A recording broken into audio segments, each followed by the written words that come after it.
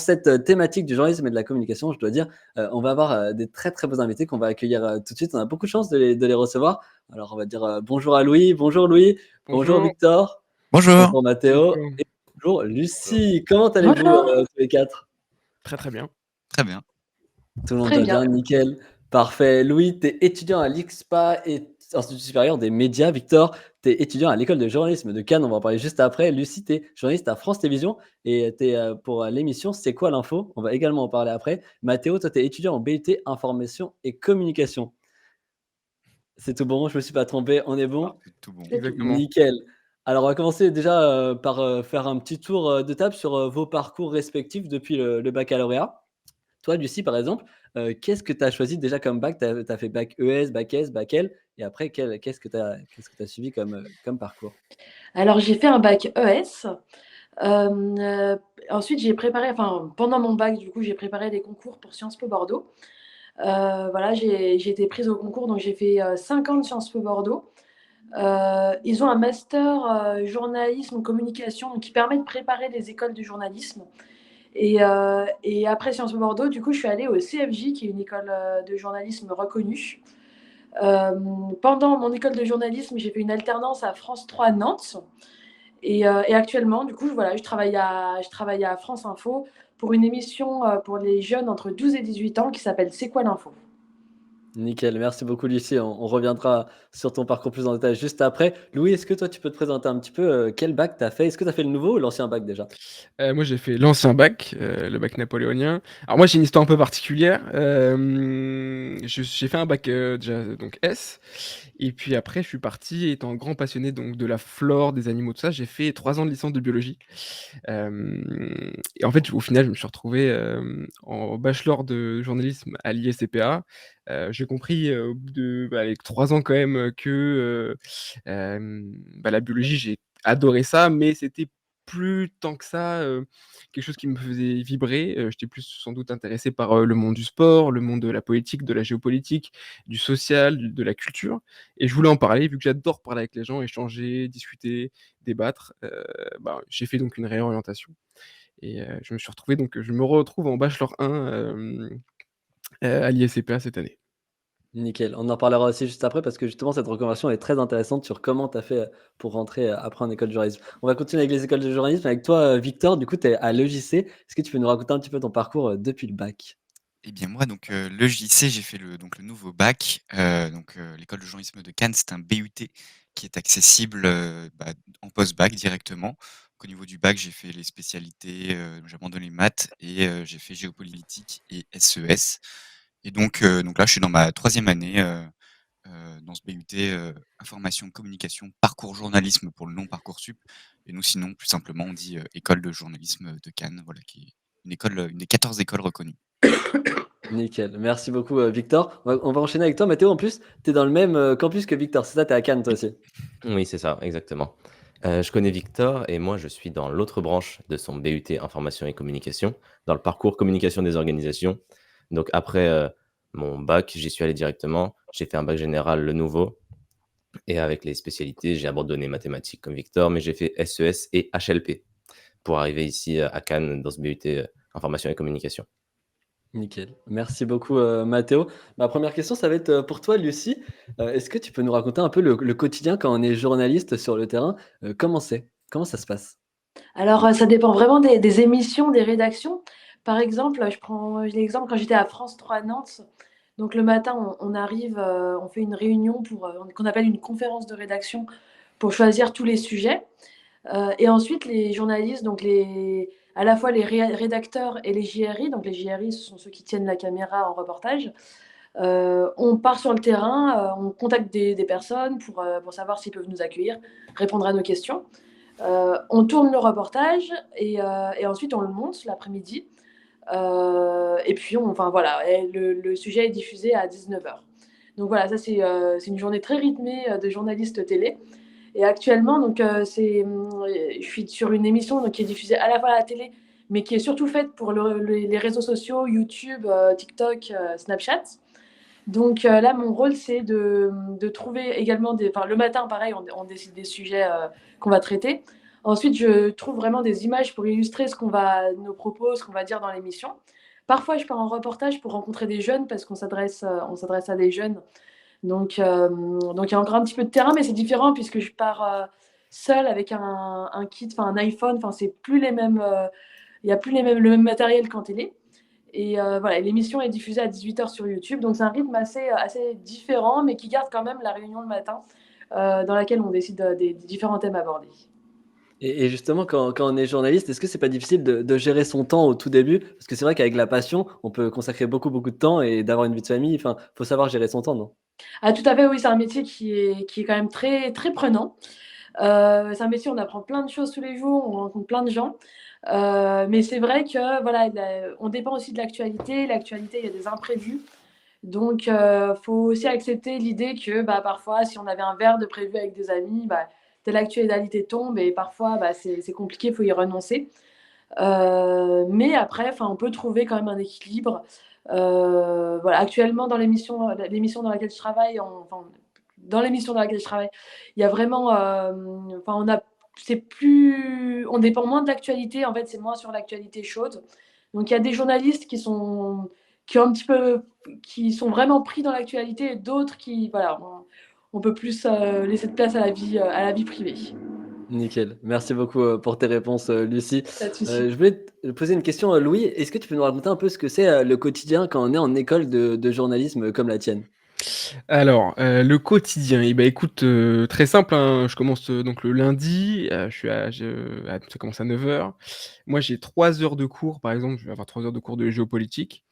Puis ensuite, je vais avoir un petit peu de temps pour manger et puis après 3 heures de cours encore, sur un sujet, par exemple, ça peut être de l'économie, mais de l'économie qui va être tournée vers, tout ce qui se passe avec le budget de l'État, voilà, tout ce genre de choses et puis après je vais finir vers, 17h à peu près ou alors 18h-18h30 si je dois rester, dans l'école pour avoir des si j'ai des projets ou autres et puis voilà, on enchaîne ça, mardi, mercredi, jeudi, vendredi et en plus, de la réalisation de petits projets que je réalise un peu à côté ou alors pour, l'école aussi. Et puis, on doit aussi faire une activité sportive donc jeudi après-midi, je vais au stade, je vais faire du foot. Ça marche. On parlera aussi, des activités et des projets qu'il faut quand même avoir quand on est en dehors, d'une école de journalisme. Victor, je vais te Exactement. laisser, parler, hop, je vais juste rajouter la petite image de l'IUT de Cannes, comme ça tu vas pouvoir un peu nous raconter le quotidien à Cannes quand on est, à l'école de journalisme de Cannes, comment ça se passe? Là, on voit les images, du coup ça c'est le campus, c'est ça? Ça, c'est le campus, c'est ça, bah, que tu connais, Théo. Là, avec Marco qui nous fait la visite, du campus. Le quotidien à Cannes et ben, c'est scindé en 2 grandes parties. Nous, on appelle les cours plutôt théoriques, avec des cours voilà, comme toi, Louis, des cours d'économie, de géopolitique, de relations internationales, de stratégie, enfin, voilà. Des cours très théoriques, pour nous donner une base parce qu'on a une formation on fait un peu tout en même temps, hein, vu qu'on est directement en post-bac. On n'a pas fait de licence avant, donc on fait Mmh. à la fois de la théorie et la pratique, donc journalistique.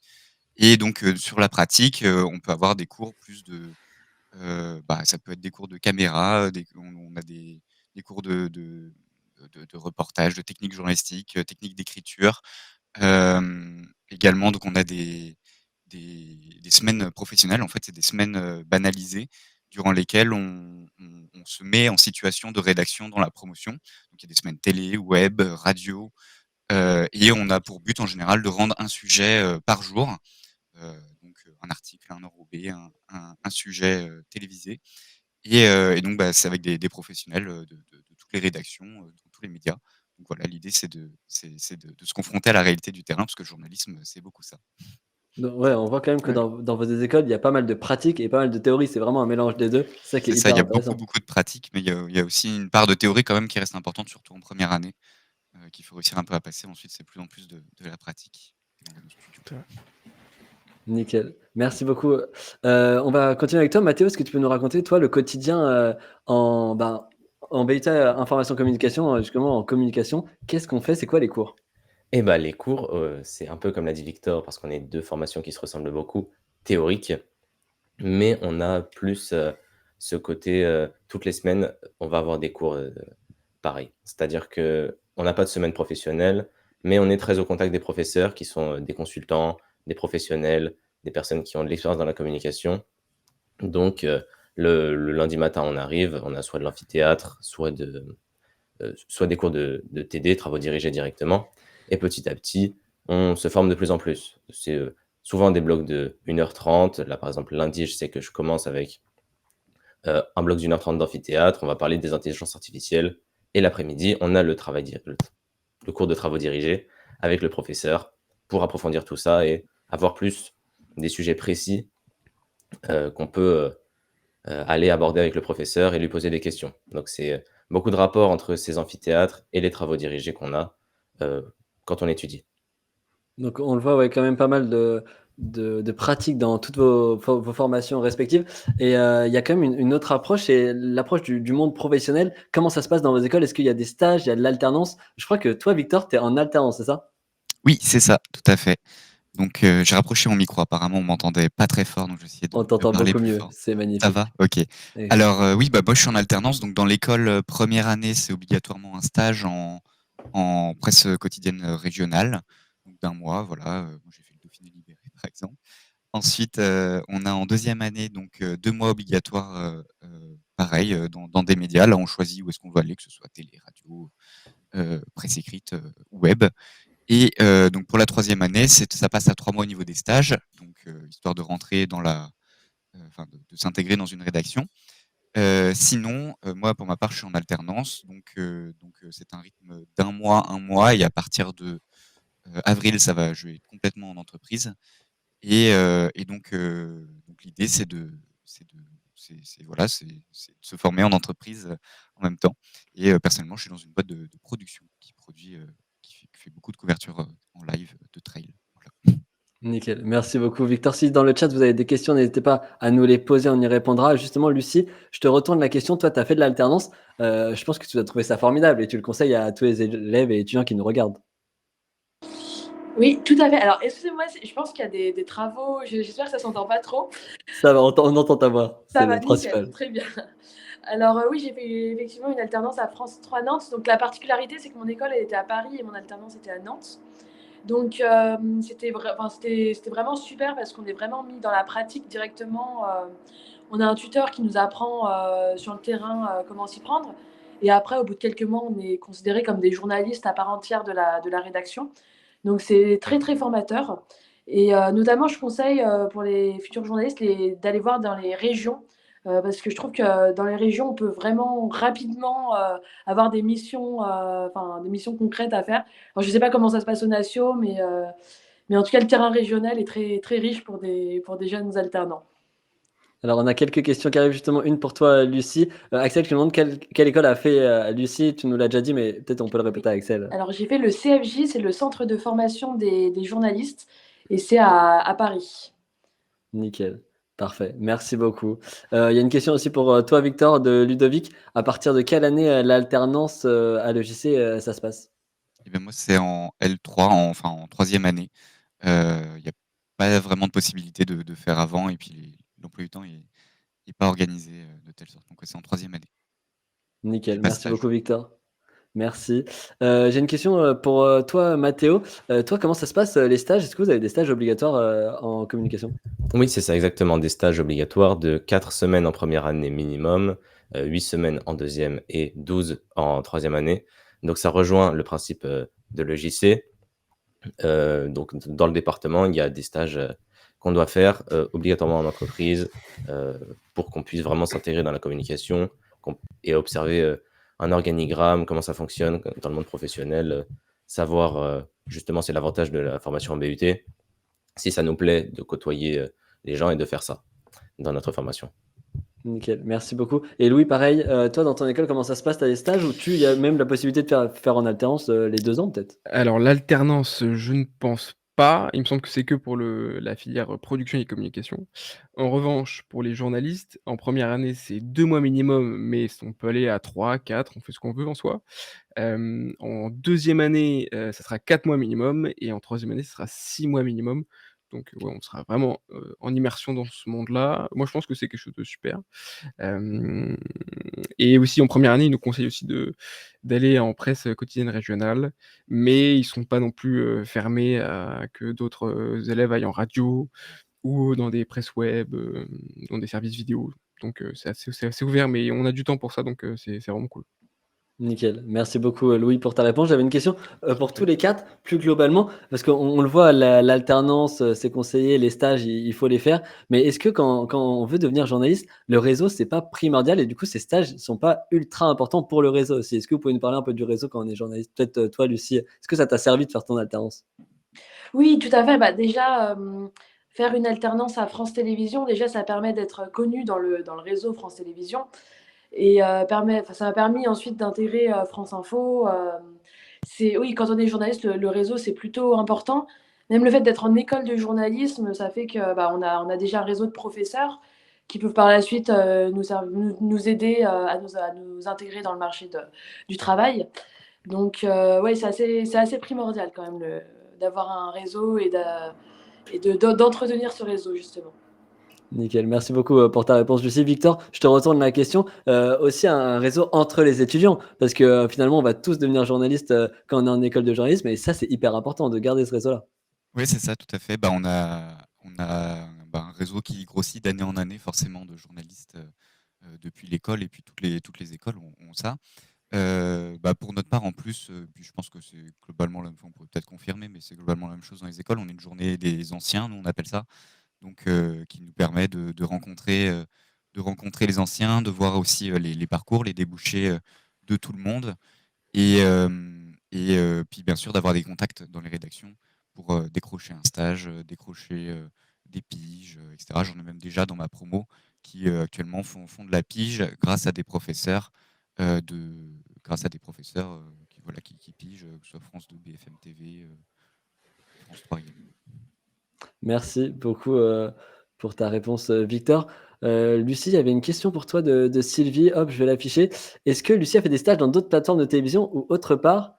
Je crois que tu es restée à France Télévisions à chaque fois. Oui, alors, quand j'étais à Sciences Po Bordeaux, avant d'entrer en école de journalisme, j'ai fait un stage de 3 mois à France Télévisions quand même, Nous les Européens, dans une émission et donc voilà, c'est ça qui m'a un petit peu permis de rencontrer plein de journalistes de France Télévisions. Après, des petits stages beaucoup plus courts en entreprise pendant le lycée et le collège. Mais c'est vrai que les stages, dès qu'on peut en faire, c'est très important de saisir les opportunités. Même des petits stages quand on est au lycée, si on a l'occasion, c'est toujours. Déjà, ça permet de savoir si on aime le métier. Et ensuite, bah, ça nous permet voilà, de découvrir de nouer des liens avec des professionnels. Donc, voilà, je le conseille. Et justement, Louis, je voulais te retourner une question. Tu parlais des projets que tu menais en dehors des cours. Est-ce que toi, tu penses qu'il faut le faire même dès qu'on est au collège, dès qu'on est au lycée, des projets comme ça journalistiques, pas forcément même journalistiques, mais juste des projets audiovisuels et se former comme ça? Ah bah, je pense que oui, totalement. Moi, par exemple, qui ai fait 3 ans de fac de biologie, à côté, je faisais des vidéos pour une chaîne YouTube où je parlais de foot. Je me suis toujours filmé, on a toujours essayé un peu de tâter le Premiere Pro. Toujours. Et donc, en fait, quand je suis arrivé en première année de journalisme, j'avais déjà un petit background supplémentaire où, en fait, j'avais de quoi je savais monter, je savais parler devant une caméra, je savais écrire un texte. Et je pense même, en fait, c'est comme des devoirs, on va s'entraîner et en fait, on va arriver peut-être devant des opportunités de stage où, on va être pris parce qu'on aura cette petite qualité supplémentaire. On va avoir, justement cette qualité, ce savoir-faire que les autres, peut-être n'auront pas et moi, je pense en plus c'est trop cool, faire de la création, hem, s'amuser à monter, puis écrire surtout sur des sujets qu'on aime, quoi. Donc là, par exemple, c'était une vidéo sympa, quoi. Et toi, justement, Victor, j'allais te poser la question, est-ce que pour rentrer en école de journalisme, d'avoir des projets comme ça aide vachement? Enfin, est-ce qu'on est pris plus facilement? Bah, c'est sûr que maintenant ça commence à faire 3 ans, donc on commence un petit peu à leur tirer les verres du nez de qu'est-ce qu'ils mettent dans leur Parcoursup. Du côté de la sélection de notre école. Et globalement, il y a un peu deux catégories, même parmi les autres étudiants, qui ressortent. Il y a d'un côté ceux qui ont un très bon dossier scolaire, donc une très bonne moyenne, et tout de suite, enfin voilà, ça leur ouvre, ça fait monter entre guillemets la note qui est attribuée par Parcoursup. Et ensuite, il y a ceux qui ont peut-être un dossier scolaire un peu moins bon, même s'il reste tout à fait correct, et qui à côté ont pris du temps pour former tout un dossier, donc de faire des projets, des stages avant au lycée. En plus, en général, on a du temps, donc c'est cool. Mais ça peut être, enfin un peu n'importe quoi. Ça peut être du bénévolat dans des associations. Ça peut être, enfin déjà juste montrer qu'on est actif et qu'on n'est pas juste lycéen. Bah ça, c'est un vrai plus pour nos candidatures. Et après, bah, comme tu le disais, Lucie, c'est sûr que de pouvoir faire des stages directement dans une rédaction, bah, c'est super parce que ça permet de se confronter dans un premier temps au métier. Mais oui, c'est. Ouais. Nickel. Merci beaucoup Victor et justement, j'allais te poser la question, toi Mathéo, est-ce que pareil, en communication, c'est hyper important de faire des projets, en amont, même au lycée ou au collège? Bah, en soi, toute expérience est bonne à prendre. Toute expérience, tout ce qu'on peut montrer et tout ce qu'on peut apporter, pour, soutenir une candidature ou rien que soutenir son niveau. Tout est bon à prendre, donc faire des projets, monter quelque chose, soit fournir de l'aide ou, se montrer bénévole quelque part. Ça peut aussi être utile parce qu'on a l'occasion de rencontrer des gens, d'améliorer sa communication verbale, de tout au final améliorer et pouvoir être, meilleur, dans tous les domaines. Donc c'est toujours intéressant de pouvoir, réaliser une expérience. Et donc en plus, si ça nous plaît, je vois que Louis a fait des vidéos sur ce qui lui plaît, c'est super de lancer des projets comme ça. Donc vraiment, c'est déjà un grand plus et en plus, ça peut, apporter de votre côté, beaucoup de choses. Donc oui, vraiment, très bénéfique. Nickel, merci beaucoup. On va essayer de prendre un petit peu, les questions. Alors il y avait Dimitri, hop, je vous l'affiche ici, qui nous demandait: «Dans vos cursus, est-ce que vous avez des cours plus techniques comme la prise de son ou du montage?» Je pense que, bah, tout le monde pourrait répondre, mais qui veut prendre la parole pour cette question-là? Oui, on a des cours techniques, bien sûr, bah, pour pouvoir enregistrer son reportage. Après, c'est pas des cours de cinéma, entre guillemets. La technique qu'on va faire, c'est quand on la fait, c'est pour avant tout servir notre édito, servir l'information. Donc, nous, dans l'école, personnellement, bah, on a des cours forcément de caméra, de montage, de prise de son pour la radio, aussi un petit peu de régie quand on fait des JT, histoire aussi un peu de connaître ces métiers de la technique et même de diffusion entre guillemets. Donc voilà. Merci beaucoup Victor. Une question, pour toi, Lucie, qui va s'afficher. Pour un stage de troisième ou des stages au lycée, dans quelle plateforme nous pouvons faire un stage pour être journaliste? Alors, c'est assez compliqué quand même de faire son stage de troisième dans une plateforme télé en tout cas. Mais peut-être, ça peut être bien de faire ça dans une presse? Tout à fait, ou même enfin, pour la télévision, par exemple, je sais que France Télévisions a un service qui s'occupe des stagiaires. Alors, je pourrais pas vous donner comme ça l'adresse mail, mais effectivement, on peut demander, enfin, faut pas hésiter pour des collégiens ou des lycéens, enfin, faut pas qu'ils hésitent à envoyer des mails à plein de rédactions. Parfois ça marche, c'est pas forcément facile, mais faut pas se limiter, je pense. Et ça peut être de la presse locale, ça peut être des radios locales aussi. Voilà, faut pas hésiter. Ouais, faut pas avoir peur, d'essayer en tout cas. Merci beaucoup, Lucie, pour Exactement. ta réponse. On a Pierre qui nous demande: «Quel bac pour devenir journaliste?» Alors maintenant, il y a les spécialités. Qu'est-ce que vous conseillez comme, spé, qu'il faut prendre? Est-ce qu'il faut privilégier les maths, le français, la SES, Heu, Moi, ben, de mon cas personnel, je pense qu'on peut de ce que j'entends de mes collègues qui sont du coup en première année, eux, ils ont fait, économique et sociale avec de la géopolitique. Du coup, ça forme sans doute plus à, le suivi de l'actualité aujourd'hui. Mais en soi, je pense que pour devenir journaliste, il y a pas forcément de vraie filière. C'est mieux forcément si on fait peut-être littéraire, enfin, je sais pas comment ça a trop changé, mais si on est plus, en capacité de savoir écrire et de comprendre la géopolitique, mais ça sera jamais enfin, s'intéresser à l'information et lire la presse et écouter une matinale, il y a pas de spécialité au bac quoi, donc ouais. je suis plutôt d'accord avec toi parce qu'on a tous des parcours différents ici, mais du coup, même moi, j'ai fait une école de journalisme et je venais d'un bac S, donc je pense qu'on peut tous, il y a Dimitri qui nous pose une très bonne question, je pense que Victor, tu vas vouloir y répondre. Et on va pouvoir parler de greenwashing, qu'on fait en deuxième année à l'EJC. Beaucoup de réactions ont signé un engagement pour mieux traiter l'urgence écologique. Les écoles de journalisme et de com aussi forment-elles à ce sujet? Je pense que Victor, tu es le plus à même pour Oui, répondre à cette bien question. sûr, qu'on est formé. Il y a eu donc ouais, cette charte qui a été signée par beaucoup de rédactions. Et au niveau donc nous de l'école, on a lancé l'année dernière une émission sur Twitch qui s'appelle donc Greenwatching et qui est une émission où on parle d'environnement par thématique sous toutes ses formes. Et donc Greenwatching, c'est sûr que la thématique de l'environnement, elle a été s'est imposée d'elle-même dans cette veine-là. Et donc voilà, l'idée c'est vraiment voilà, on voit quelques images c'était la JPO, mais sur le plateau de Greenwatching.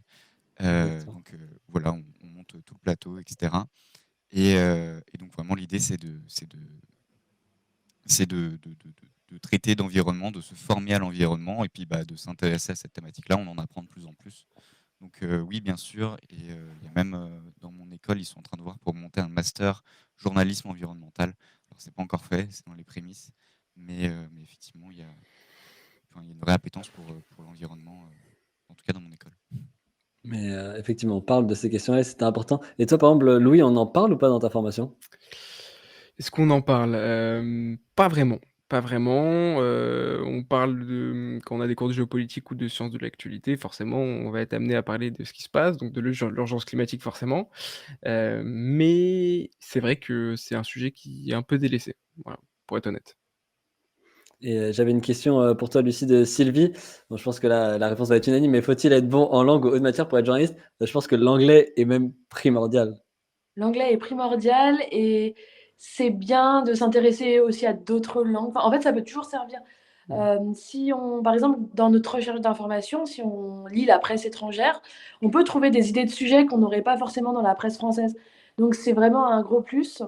Et de manière générale, entretenir des passions, ça peut permettre de se démarquer en tant que journaliste. Voilà, enfin, personnellement, je m'intéresse beaucoup à la zone Asie. Voilà, ce qui fait ma particularité. Et en fait, les écoles de journalisme aiment bien aussi que des personnes soient passionnées de certains sujets, que ce soit les sciences. Enfin, voilà, donc, je conseille vraiment de s'intéresser même à des langues rares, ça peut servir. Exactement. Et du coup, vous, Victor et Louis, vous avez des cours d'anglais, hein, c'est ça, dans les écoles de journalisme? Peut-être Exactement. Louis, tu peux peut-être commencer à répondre. Vous avez combien d'heures d'anglais à peu près? Alors, moi, je sais que j'ai à peu près 3 heures d'anglais par semaine. Pareil.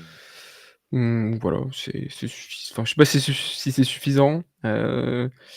Après moi, en fac de sciences, on avait peut-être un peu plus, voire un peu moins, mais c'était voilà, structuré différemment. Surtout que là, on fait de l'anglais, mais toujours axé dans le thème du journalisme.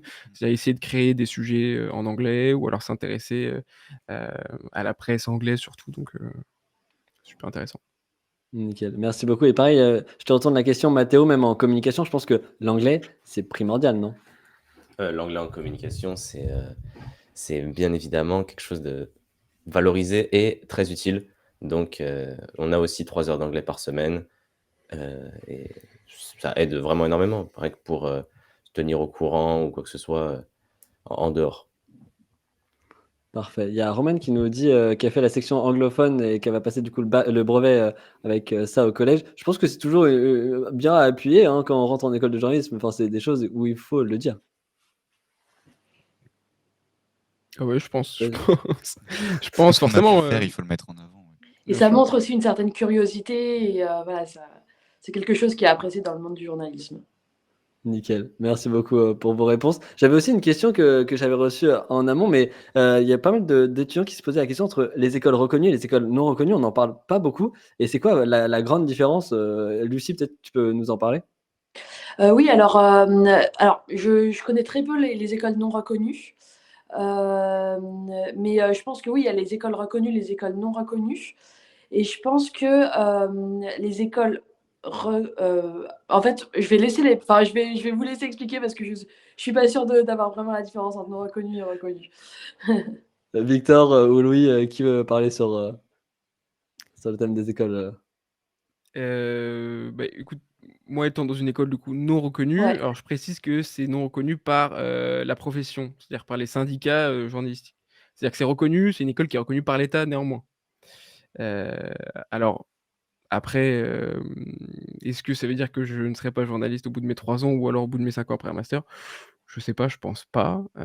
Ça, Louis, J'ai je la pense qu'on peut rassurer les personnes dans le chat. Enfin, ça empêche pas d'être journaliste, vraiment. Effectivement, moi je vois, les anciens élèves de mon école, qui sont devenus journalistes et dans des très bons médias, donc pas de quoi s'inquiéter. Après, je sais pas, je pense qu'il doit avoir forcément une formation différente ou alors peut-être une stabilité, mais en tout cas, ce qu'il faut savoir, c'est que du coup, vu qu'elle est pas reconnue, c'est une école payante, c'est une école privée déjà, premièrement. Ah, parce que toutes les écoles publiques de journalisme en France sont reconnues obligatoirement? Ça, je sais Euh, pas. il y a Parce que je crois certaines que écoles reconnues qui sont payantes, enfin qui sont même parfois oui. assez chères. Donc au niveau financier, je pense que, enfin c'est peut-être un peu plus cher les écoles non reconnues, mais ça peut être équivalent. Je pense qu'il peut y avoir une différence. Je sais que France Télévisions recrute très peu de personnes, malheureusement, d'écoles non reconnues. Donc attention, mais je pense qu'il y a beaucoup de médias qui recrutent des personnes d'écoles non reconnues. En tout cas, pour avoir la carte de presse, ça ne change rien de faire une école reconnue ou non reconnue. Faut faire, il me semble, pour avoir la carte de presse, 3 mois de. Enfin, faut être embauché 3 mois dans une entreprise de médias et avoir la majorité de son revenu qui vient du journalisme. Donc voilà, mais je pense que les deux sont possibles. Mais ça aussi, c'était important de rassurer les étudiants, qui nous Ouais. regardent vraiment. Il y a pas d'inquiétude, enfin, ça revient au même et on a le même métier. On a surtout un diplôme qui est équivalent au final. Peut-être Victor, si tu veux parler. Après, oui, ce qu'apporte, ce qu'apporte une école reconnue, bah, bon, alors il y a des bonnes écoles non reconnues, privées, ça il faut pas le nier. Après, ce que garantit une école reconnue, c'est une qualité de formation, parce que du coup, c'est surveillé, il y a une reconnaissance à obtenir, on a des visites, ils viennent vérifier les cours qui sont dispensés. Et après aussi, le deuxième principal avantage, au-delà du fait donc, de cette qualité de formation, c'est l'accès au concours des grands médias, comme tu disais. Les écoles non reconnues n'ont pas l'accès aux. C'est des recrutements, en fait, hein, c'est des sélections, on dit concours, mais c'est plutôt des sélections, des recrutements. Pour tous les ans, les grands médias embauchent directement dans les écoles reconnues. Et bah, nous, là, on est en train de préparer les concours. En général, c'est des dossiers avec un sujet qu'il faut envoyer. Donc là-dessus, c'est sûr que ça permet de tout de suite rentrer, gagner potentiellement un CDD d'un an dans un grand média et de tout de suite bah, rentrer plus facilement dans une rédaction. Après, c'est sûr que bah, il y a des pas bonnes écoles non reconnues, mais il y en a aussi des bonnes. Donc c'est sûr qu'il vaut mieux se renseigner. Sachant qu'en post-bac, il y a que 2 écoles, en France qui sont reconnues, donc Lannion et Cannes, qui font un bac+3 et après de toute façon, il faut se réorienter. On peut soit s'arrêter au bac+3, soit continuer en master, c'est ça?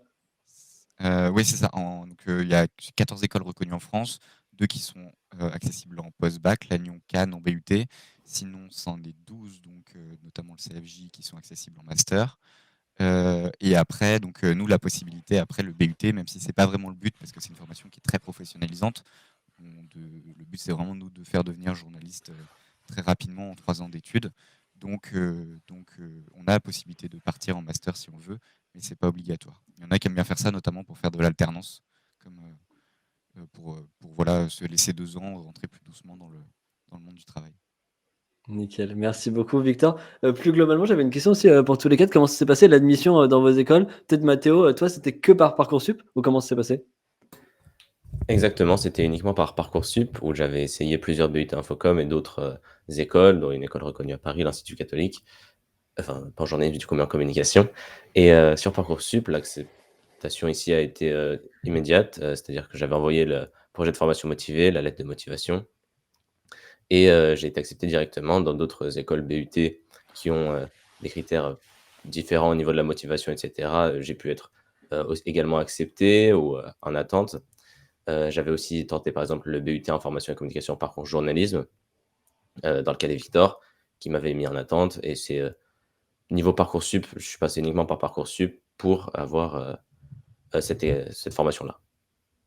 Il y a une question justement pour toi, Mathéo, de Ludovic. Quelle est la différence entre une licence d'information communication, du coup un BUT maintenant, ou un BTS communication? Alors, Déjà, la licence avec l'information et communication, ce que j'ai pu en voir, c'était déjà principalement les stages, les 6 mois de stage obligatoires qu'on a pendant nos 3 ans d'études, et également la présence des professeurs auprès de nous, parce que c'est une formation plus petite avec 3 classes de télé. Donc, plus de proximité. Les professeurs, c'est plus simple de discuter avec eux que si c'était uniquement des cours en amphithéâtre. Le BTS, par contre, je ne saurais pas dire, je ne me suis pas renseigné sur la question, ce n'était pas une formation que je voulais réaliser. Mais la différence avec la licence, c'est justement cette proximité qu'on peut avoir avec les professeurs qui sont très exacts et très renseignés sur leur travail. Justement, une des raisons pour laquelle je suis content de faire cette formation. Nickel. Merci beaucoup, Mathéo, pour ta réponse. Lucie, j'avais une question du coup pour ton admission au CFJ. Comment ça s'est passé? Hop, je rallume. Alors, oui, donc c'était c'est un concours assez sélectif, le CFJ, hein. Je crois qu'il y a 5% de taux de sélection. Donc je l'ai passé 2 fois. En fait, c'est un dossier, il faut remplir un dossier, qui nous pose plein de questions sur nous, sur nos hobbies, sur notre, pratique du journalisme, d'information, comment on s'informe au quotidien. Avec des petits exercices, il faut écrire des articles, donc c'est assez ça prend beaucoup de temps à remplir ce dossier et après il y a une deuxième phase, donc si on est sélectionné pour le dossier, on passe à l'oral et donc voilà, je l'ai tenté une première fois, ça n'a pas marché et ça a fonctionné au bout de la deuxième fois, donc voilà, mais Mmh. voilà, ça demande beaucoup de préparation quand même. Ça, faut rassurer aussi les élèves, qui sont dans le chat, mais c'est pas grave de rater une première fois, enfin, on peut retenter. C'est pas grave du tout et même ça peut permettre d'avoir de nouvelles expériences. Par exemple, pendant ma deuxième année de préparation, j'ai fait un stage à France Télévisions qui m'a ouvert plein de portes. Donc, faut vraiment pas s'arrêter sur un échec et continuer. Il y a aucun problème. Nickel. Merci beaucoup. Louis, je voulais te poser la question à toi parce que justement, tu as fait une reconversion, enfin, tu as changé de filière. Est-ce que le concours a été différent? Comment ça s'est passé pour toi, le concours d'entrée? Hem, alors, effectivement, ma réorientation, donc j'étais à Paris-Saclay, en faculté de biologie générale et donc il y a un moment, je me suis dit que, il fallait quand même fallait stopper parce que j'étais plus heureux dans ce que je faisais. Le journalisme est devenu vite pour moi une évidence avec les projets que je menais à côté et j'ai choisi quand même donc une école, privée, non reconnue par les syndicats, l'ISCPA et donc il y a eu une épreuve, enfin en tout cas un concours. Donc c'était premièrement une épreuve de culture générale avec donc, un QCM, puis c'était de l'anglais et puis on a eu à rédiger un article. Je me souviens, moi, c'était un article sur, le boycott d'un média, réunionnais sur la coupe du monde au Qatar 2022 et puis après c'était un oral et puis on attendait quelques jours et puis pour savoir si on était pris puis, heureusement ça m'a souri, donc j'ai été pris. Et pour toi, Victor, c'était directement, après, c'est avec Parcoursup, pareil, que Moi, Mathéo? pareil, c'est un peu comme Mathéo, processus, donc par Parcoursup. Comme tu disais, Mathéo, ouais, je pense que le plus important sur Parcoursup, c'est vraiment de tout remplir, et puis bah, de bien mettre toutes les expériences qu'on a pu avoir, donc, comme on en parlait tout à l'heure. Et après, du coup, donc on a une première sélection, donc basée sur les notes, sur ce qui a été rempli dans le Parcoursup. Et ensuite, c'est un entretien où l'idée, c'est bah, de vérifier principalement que la formation correspond à nos attentes, en fait. Et le but, c'est pas tellement de piéger, puis bah, quand même qu'il y a une appétence pour le journalisme, pour l'information. Donc, il y a des questions d'actualité, des questions comme notre vision sur le journalisme, comment est-ce qu'on s'informe, tout ça, voilà. Et donc ensuite, après ça, on est admis ou mission liste d'attente ou refusé. Merci beaucoup, Victor. Lucie, je voulais qu'on parle un petit peu de ton émission. On va mettre un petit extrait, juste ici parce que je suis tombé sur ça, à France TV et c'était quand même formidable. Est-ce que tu peux nous raconter un peu ce que c'est? Comment tu fais tout ça? Et ça s'adresse à qui aussi? Parce que je pense que pas mal de gens, seraient intéressés, sur le live. Oui, alors c'est une toute nouvelle émission. On a commencé en septembre et c'est une émission de France Info pour s'adresser aux jeunes entre 12 et 18 ans. Donc, on choisit des thèmes, à la fois des thèmes d'actualité, dont les adolescents entendent parler au quotidien et on veut les vulgariser pour qu'ils soient plus simples à comprendre. On prend aussi des thèmes, dont les adolescents sont proches, donc ça peut être, des tendances, ça peut être de la musique et cetera. On essaye de faire un mix avec tout ça et d'en faire un JT qui soit agréable à regarder et informatif, pour les 12-18 ans. Bah, franchement, ça marche. Bravo à vous.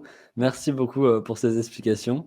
On avait une question, de Sylvie, je vais l'afficher juste ici. Est les sujets des concours sont-ils les mêmes pour toutes les régions? Alors pas du tout, hein, c'est chaque école qui va avoir son concours. Peut-être que Victor, tu peux prendre la parole sur cette question. Oui, bah alors, pour le coup, j'ai pas eu ce problème en sortant de licence de devoir choisir quelques écoles et de préparer l'admission de ces écoles, que ce soit donc parfois donc c'est sur dossier plus entretien, parfois c'est dossier entretien plus épreuve, comme peut y avoir, mais non, tout dépend selon les écoles. Je sais que j'avais candidaté également à Lannion, et Lannion, il demandait en plus du Parcoursup de remplir, de remplir je crois que j'ai plus de 20 000 signes au final d'articles, et puis de questions auxquelles il fallait répondre pour nous présenter. Donc ouais, il faut bien se renseigner sur chaque école. Bien Peut-être, se renseigner, Lucie, il toi, y a tu les journées portes Oui, ouvertes. vas-y. Les journées portes ouvertes essentielles. Quand il y a de la chance, nous, on va essayer encore cette année d'organiser une journée porte ouverte en ligne, pareil sur YouTube, là, courant de mois février. Mais après, oui, c'est sûr que c'est le meilleur moyen pour avoir des informations les plus fiables. Je trouve que les écoles de journalisme ne communiquent pas toujours très bien sur l'admission, etc. Merci beaucoup, Victor. Lucie, justement, est-ce que toi, tu as passé plusieurs concours ou tu avais fait que t'es qu'un concours? Non, j'ai passé plusieurs concours, je crois, au moins 4 ou 5. Donc voilà, et à chaque fois, ce sont des procédures différentes. Soit il y a une date précise, voire des dossiers à rendre. Donc voilà, ça prend quand même pas mal de temps. C'est une certaine préparation. Ouais, c'est sûr. Et aussi un certain coût, ça faut le rappeler, parce que Et chaque un concours certain est payant. Tout à fait, oui, ça commence à 80 € et ça peut monter à 200 € le concours, quoi. Donc c'est un certain budget effectivement et ouais. Même le concours de l'IPJ, je crois qu'il va bientôt atteindre les 300 là. Ah oui, ouais, ouais. Donc c'est quand même un coût à prendre en compte. Toi, Mathéo, j'avais une question pour toi et même pour tout le monde après, mais quand est-ce que tu as eu le déclic, Mathéo, de « Ah, mais c'est de la communication que je veux faire plus tard ». En me renseignant sur tout ce qu'on pouvait faire après le bac, parce que je savais pas exactement ce que je voulais faire, je suis tombé sur l'information et la communication. Et en creusant un peu, parce que le nom m'a semblé un peu attrayant, je me suis dit que, ouais, en fait, c'est ça. C'est là-dedans que je me voyais. J'avais pas envie de faire des sciences, j'avais pas envie de faire des mathématiques appliquées, d'autres sujets, la médecine ou quoi que ce soit. Je me suis dit que la communication et le journalisme aussi, parce que j'avais tenté les deux, sont des grands sujets qui m'intéressaient. C'est un déclic à travers la recherche. Je me suis pas retrouvé dans une émission ou en voyant quelqu'un dire que c'est ça que je voulais faire, plus, plus en y réfléchissant et en me disant oui, c'est ça que je veux faire de ma vie. Merci beaucoup pour ta réponse, Mathéo. Pareil, je te retourne la question, Louis. Du coup, c'est en licence que tu as eu ce moment de te dire, ah, mais ou depuis tout petit, quand même, tu avais un peu cet attrait pour le journalisme. Alors, c'est très drôle puisque depuis tout petit, je suis filmé par mes parents, dans des eaux, dans des plages, expliquant certains phénomènes, expliquant la provenance de certains animaux, tout ça, tout ça. Donc en rapport avec la biologie, mais aussi en tant que présentateur, communicant, donc ça, j'ai eu ça depuis tout petit. Après donc avec, le bac S, je me suis spécialisé forcément dans la biologie. Et après, j'ai toujours été quelqu'un de très curieux, j'ai toujours aimé, l'histoire et géographie au lycée, je lisais toujours, un quotidien, tous les jours, j'écoutais la radio, j'étais vraiment préoccupé par l'actualité et j'adorais aussi le sport. Donc du coup, quand j'ai commencé à réaliser certaines de mes petites vidéos, sur certains sujets, que j'ai commencé à les monter, je me suis dit que, je pouvais peut-être faire quelque chose là-dedans et au final, bah c'est exactement ce que j'ai fait et j'en suis mais tellement content. Je suis très heureux là-dedans avec mon choix. Donc ça, il faut aussi le rappeler aux élèves qui nous suivent, mais c'est possible de changer de filière à un moment donné Bien dans sa sûr. vie, même pendant ses études. Bien sûr, c'est pas faut pas avoir peur. Moi, je sais que ça m'a pris un petit temps de déconstruire, voilà, le futur que je m'étais imaginé, être chercheur, quelque chose là-dedans. Même de déconstruire, justement ça dans la tête de mes parents, de mes proches, mais c'est une étape qu'il faut faire, il faut y aller, faut passer par la discussion, faut réfléchir aussi, il faut pas y aller sur un coup de tête, mais faut vraiment c'est pas une honte et il faut pas avoir peur du tout. Merci beaucoup pour ta réponse, Louis. Et pareil, Victor, elle vient d'où cette passion pour le journalisme depuis tout petit ou pas forcément? Alors, on ne t'entend plus, Victor. Pardon, mon micro était coupé. Nickel, parfait. Non, ça fait assez longtemps. J'ai toujours, je pense, comme beaucoup des journalistes, été toujours un peu curieux de tout, de comprendre qu'est-ce qui se passe derrière. Donc voilà, j'étais passionné petit d'abord par l'audiovisuel. J'ai un peu tout appris en autodidacte. Et ensuite, au fur et à mesure, en arrivant en comprenant un peu plus le monde qui m'entourait, pour l'actualité, les géopolitiques, économie, voilà, tous les grands sujets.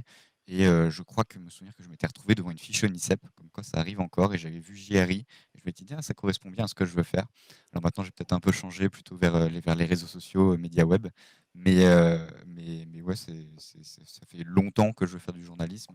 Et puis après, ces valeurs de partager une information qui est vraie, qui est vérifiée, voilà, je pense que c'est ce qui nous fait un peu tous vibrer aussi, l'actu. Merci beaucoup, Victor, c'était parfait. Et Lucie, j'avais une question pour toi. C'est si tu devais choisir un inconvénient et un avantage d'être journaliste? Juste un. Alors, tout d'abord, l'avantage, ce serait d'avoir accès à d'informations, plein de savoirs, à plein de personnes, de pouvoir, d'avoir une vie très riche finalement. Et l'inconvénient, on en a peut-être parlé au début de cette émission, c'est vraiment c'est un métier, on appelle souvent, c'est un métier passion, donc qui demande beaucoup d'investissement, beaucoup d'énergie, et ça peut parfois mordre un petit peu sur l'aspect personnel. Mais voilà, après ça se gère. Mais voilà l'inconvénient et l'avantage.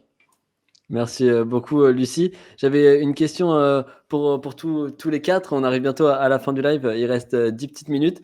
Une question, Mathéo, je vais commencer par toi. Si tu devais nous raconter une anecdote que tu as vécue, qui t'a marqué, soit dans tes études, soit en dehors, ça peut être un projet qui t'a profondément marqué, qui t'a dit, ah mais en fait c'est vraiment ce métier que je veux faire plus tard.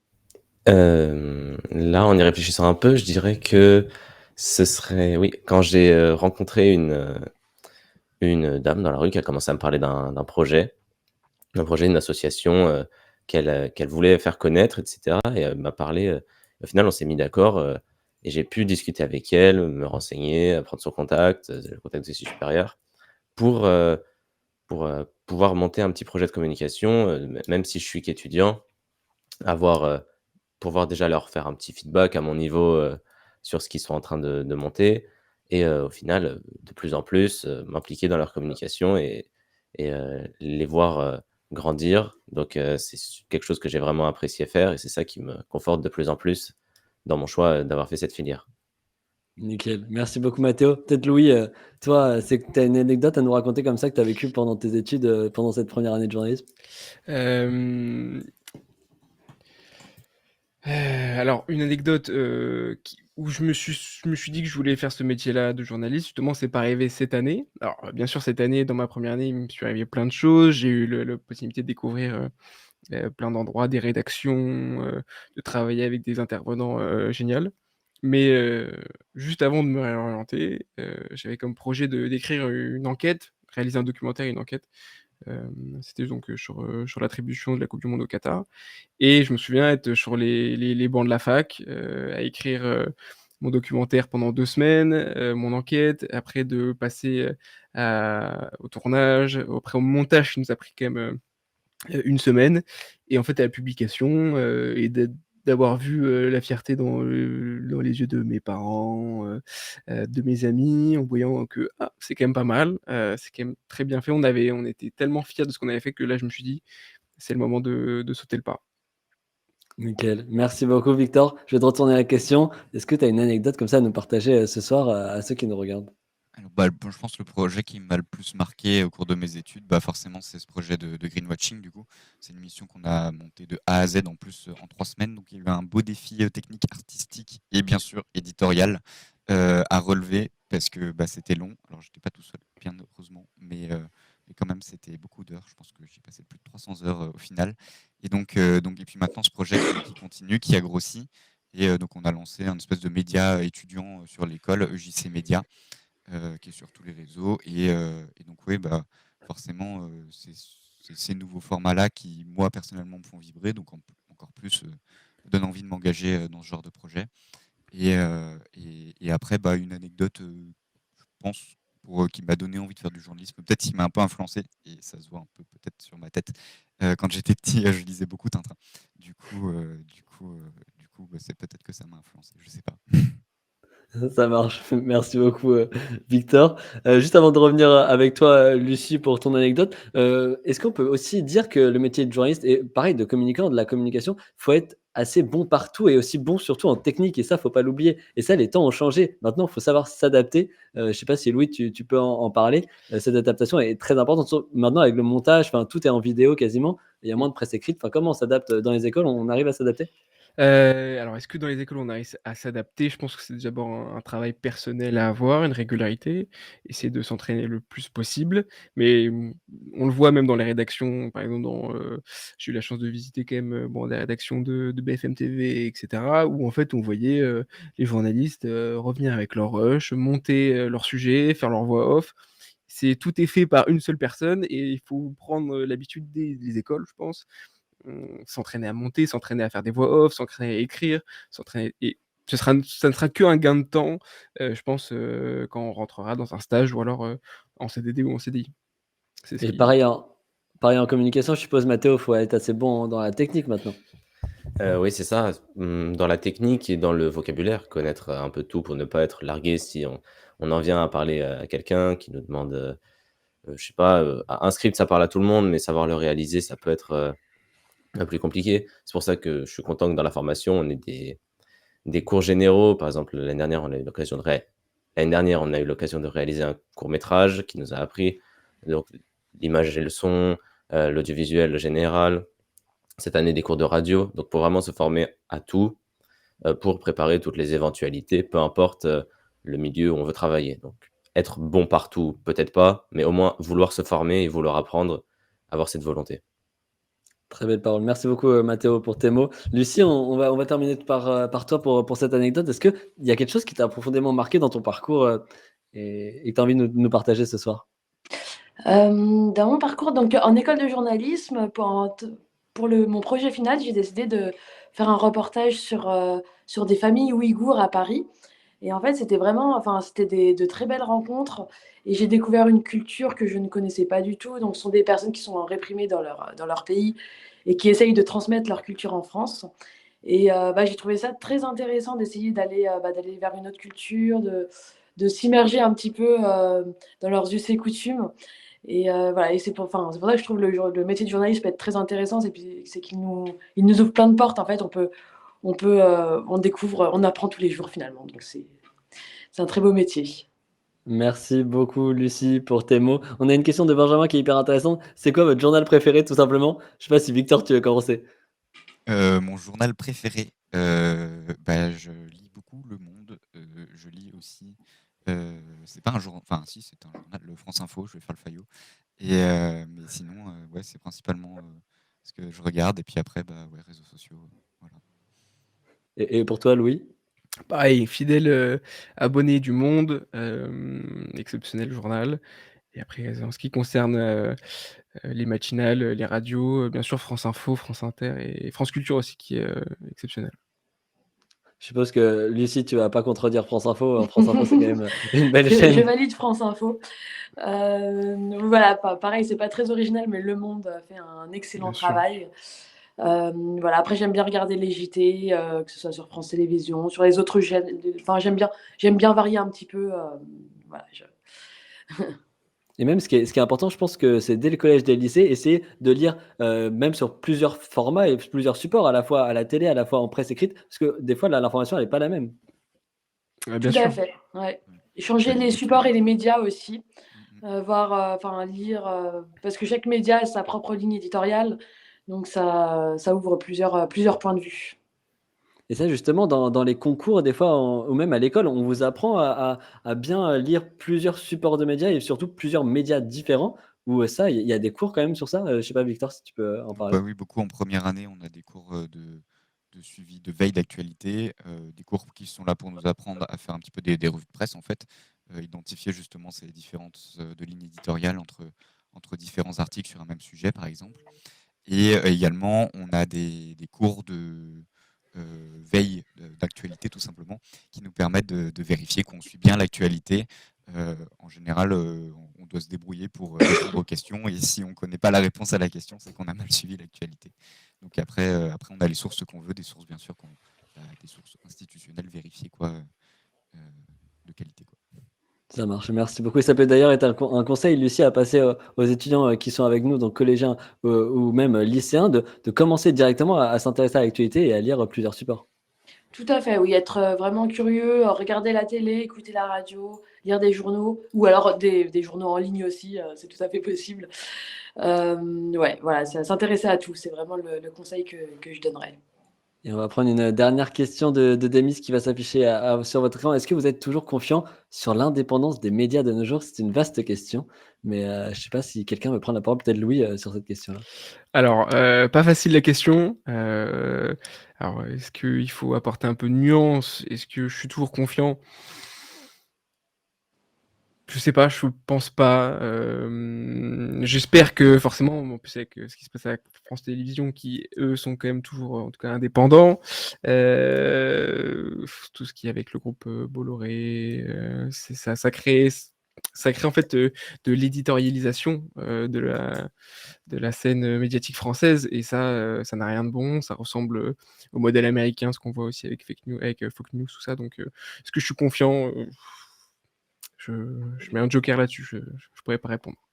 Mais peut-être, Lucie, toi, tu peux aussi parler de France Info, qui est quand même un média du service public, donc qui a peut-être moins de pression que les autres médias.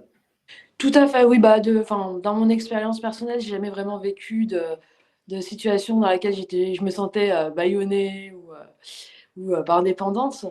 Mais effectivement, je pense que c'est une cause pour laquelle les journalistes doivent se battre aujourd'hui, garder une indépendance. Et même si, bon, là, il y a de nombreux médias privés qui sont détenus, enfin, ils sont détenus par des groupes, en fait, le fait qu'il y ait une pluralité des médias et qu'on puisse s'informer un jour d'un côté, un autre jour de l'autre côté, ça permet en moyenne une certaine indépendance des médias. Mais effectivement, c'est quelque chose à défendre. Il y avait une question aussi pour toi, Lucie, j'enchaîne, ce sera la dernière question. Est-ce que c'est démoralisant d'être trop exposé à l'actualité parfois négative? Je pense que c'est une vraie question. C'est une vraie question. Je pense que ça peut l'être.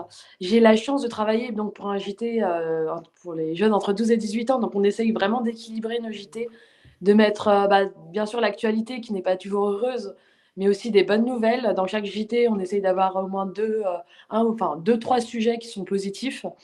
Donc, je suis moins exposée à ça. Mais effectivement, l'actualité est souvent morose et ça peut avoir des conséquences sur le moral des journalistes. Après, les rédactions peuvent proposer de l'aide. Je vois par exemple, lorsqu'il y avait, même en ce moment, la guerre entre Gaza et Israël, ils proposent un suivi psychologique aux personnes qui suivent ce sujet spécifiquement. Et donc voilà, est-ce que c'est suffisant? Je ne sais pas, mais en tout cas, il y a des aides qui existent. Nickel. Merci beaucoup à tous les quatre pour vos réponses. On arrive à la fin de ce live. Alors, j'avais une dernière question. Est-ce que vous avez un mot de fin chacun à faire passer aux jeunes qui nous regardent, peut-être pour les pousser à aller dans ce milieu-là, dans le monde du journalisme et de la communication? Peut-être toi, Mathéo, pour la communication, qu'est-ce que tu as envie de leur dire ce soir? Eh ben, que c'est un domaine vaste sur lequel on peut toujours trouver un secteur qui nous intéresse plus qu'un autre, une envie qui nous booste plus qu'une autre. Donc, c'est quelque chose à tester, à avoir envie d'aller farfouiller. On peut toujours trouver ce qu'on a envie. Merci beaucoup, Mathéo. Louis, je te laisse également conclure cette thématique du journalisme. Formidable métier qui peut vous apporter un nombre de connaissances assez incroyables. Vous allez travailler avec des gens aussi qui sont formidables. Non, vraiment, c'est un métier qui forge les gens et qui permet aussi une ouverture d'esprit assez incroyable. Donc voilà. Merci beaucoup pour tes mots, Louis. Pareil, Victor. La même question. Est-ce que tu as quelque chose à nous dire aux élèves ce soir connectés sur le live? Bah ouais, c'est un métier qui est génial. Nous, on touche du bois, enfin, touche du doigt le métier en école. Mais ouais, c'est un métier qui est super, qui est passionnant. Pas hésiter à bien se renseigner, pas hésiter à contacter des étudiants. De toute façon, si ça vous passionne, ça va venir tout seul. Vous allez avoir envie de vous renseigner sur comment devenir journaliste. Donc, foncez, et c'est pas du tout. Rien n'est fermé, les portes ne sont pas fermées. Et au pire, vous rentrerez par la fenêtre. Merci beaucoup, Victor. Et je te laisse terminer cette thématique, Lucie. Est-ce que tu as un très beau mot de fin à nous faire passer sur ce métier qui est un métier de passion, faut pas l'oublier? Ouais, donc c'est un métier passion, enfin passionnant comme on l'a dit et c'est aussi un métier qui est utile et même, plutôt essentiel, dans une démocratie. Donc bon courage à tous ceux qui veulent, celles et ceux qui veulent devenir journalistes et n'abandonnez pas. Merci beaucoup à tous les 4. Je vous souhaite beaucoup de réussite pour vos fins d'études, Mathéo, Louis et Victor, et beaucoup de réussite dans tes projets, Lucie, parce que c'est vraiment formidable ce que tu fais. Bravo à vous. Merci encore.